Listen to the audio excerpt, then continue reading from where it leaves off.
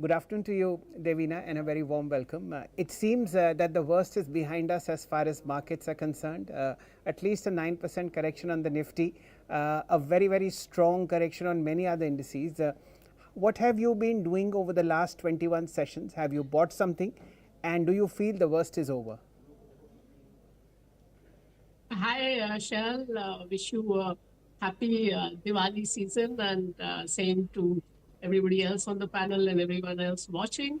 As far as the correction is concerned, this was something that I'd been anticipating. We've spoken about it earlier in the year also that sometime a correction would come. So that was on expected line. As you said, it hasn't even been a double-digit correction as far as the mainstream indices are concerned. However, there's a long list of stocks that has been circulating on social media, which are down 30%, 40%, 50%, and even more.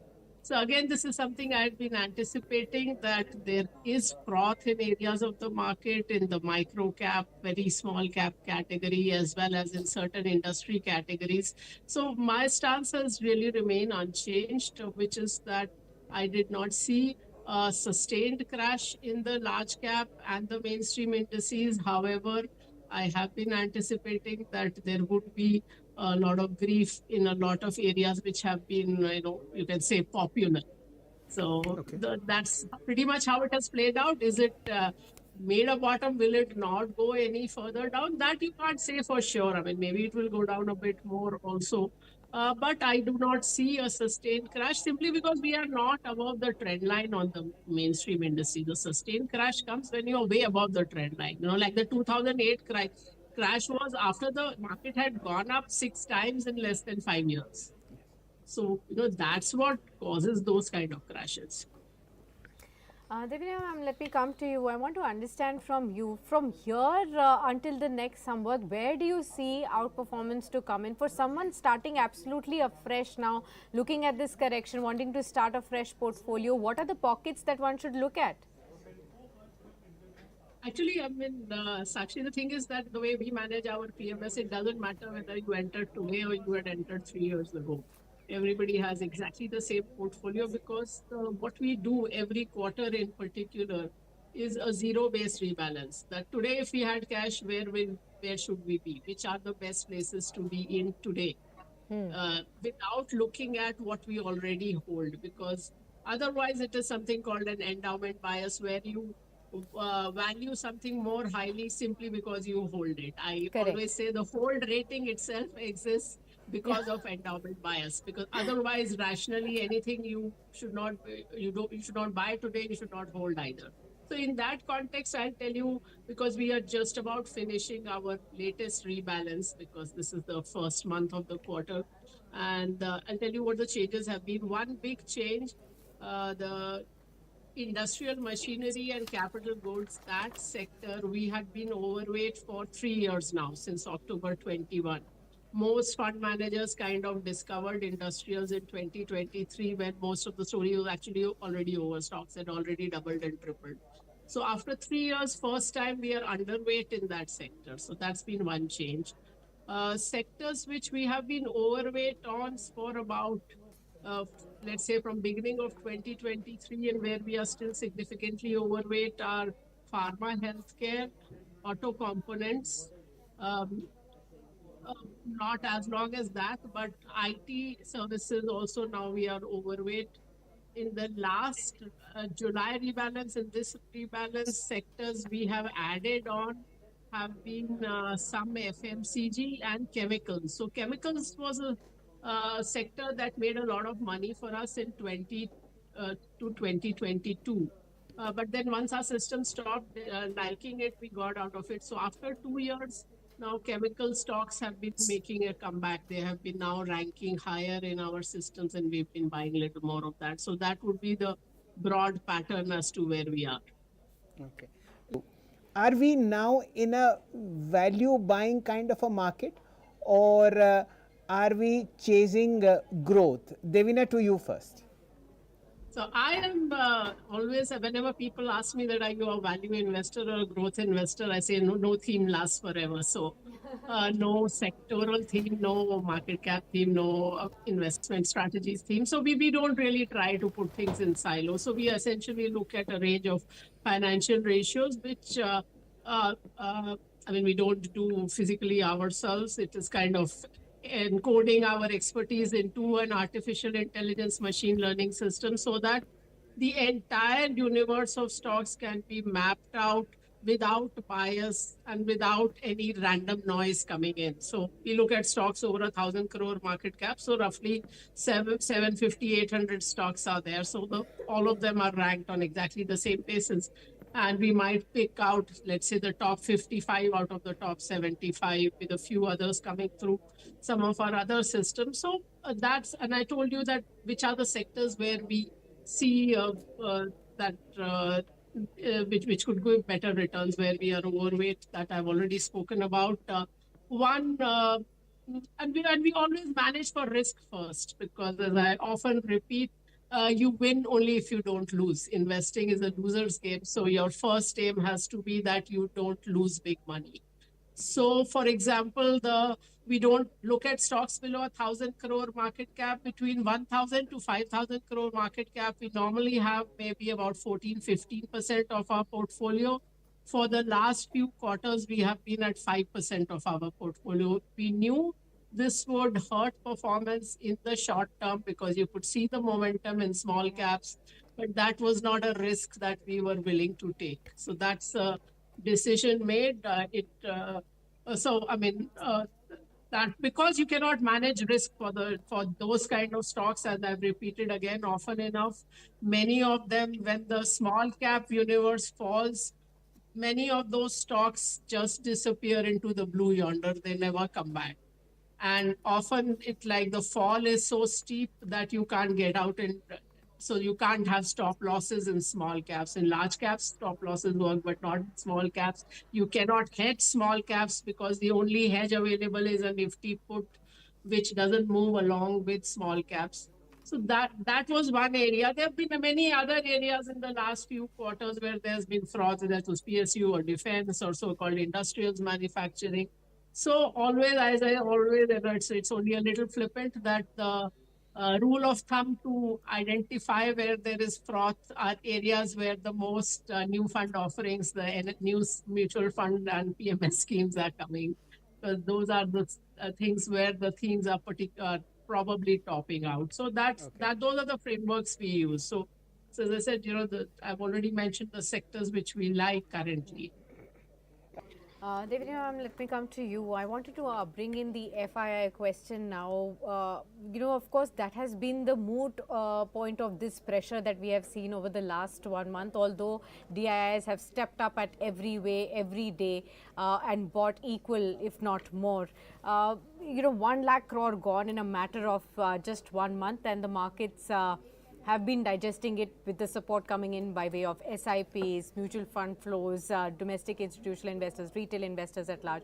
What will be the trigger point for FIIs to return to Indian markets, or are we not worried if they continue to sell in the Indian markets at the same pace? Actually, I have been getting this question forever as to where do you see the FII flows. And underlying, theme for that always is that you think that when FIIs bring in money, the market goes up. And when FIIs take out money, the market goes down. Of course, it has happened this month. But if you look at overall, there is actually no correlation between FIIs net inflows and outflows and the market direction. And this was so, I mean, now, of course, the retail money is large, mutual funds are large, but this was so, even when the mutual fund industry practically did not exist, retail participation was far lower. And the biggest example of that is that the FIIs started investing in India around 1994. And I know because, the budget provision by Dr. Manmohan Singh to bring in foreign institutional investors was the trigger for me to start First Global 31 years ago. But the point is, this was a fresh new slew of money because earlier foreigners could not invest in India, and then they started investing around 1994.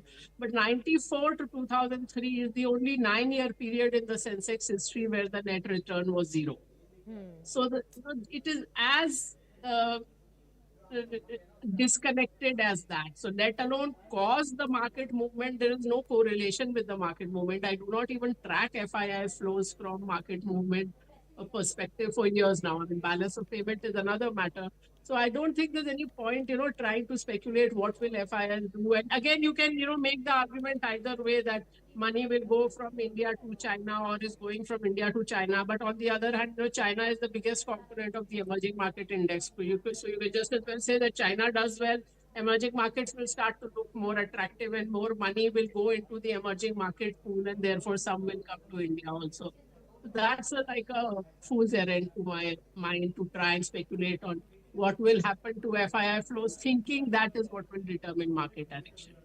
Devina, this comes to you. What are the two risk factors do you think that might derail this lovely momentum that we still have on Indian markets? The Morgan Housel says that risk is what you do not anticipate. So always remember that risk is never easy to anticipate. The beginning of 20, you were talking about 2020, beginning of 2020, obviously nobody foresaw the pandemic. But if I had told you at beginning of 2020 that there will be something which will be so disruptive that hotel business, travel business, retail business, everything will go to zero in large parts of the world, would you have ever predicted a bull run? So in hindsight, we always find stories to justify what has happened, but very hard to anticipate. If you look at 2022, for example, you look at the January issue of The Economist, they talk about geopolitical risk and 10 hotspots around the world where there was geopolitical risk. And they do not mention Russia, Ukraine, where there was a war the very next month. So that's how, difficult it is to anticipate.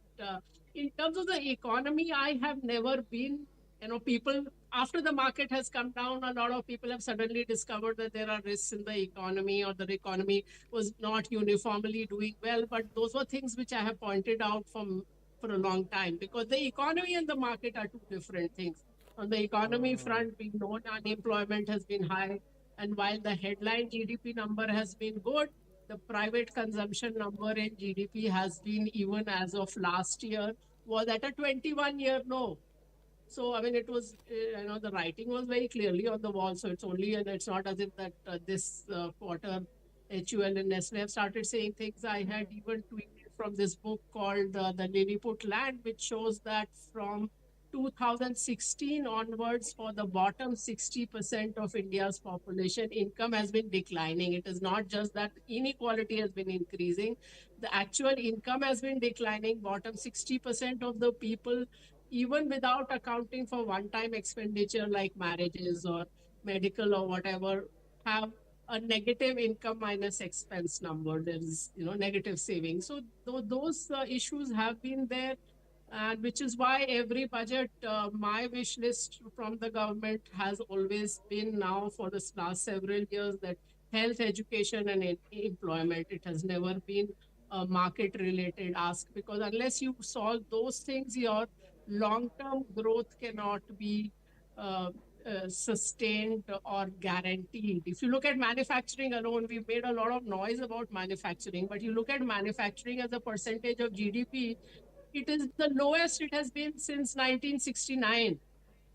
So we went from 17.5% of GDP in manufacturing down to 13.5. So because I'm a data person, I look at data. So it's not as if I look at data only once the market goes down.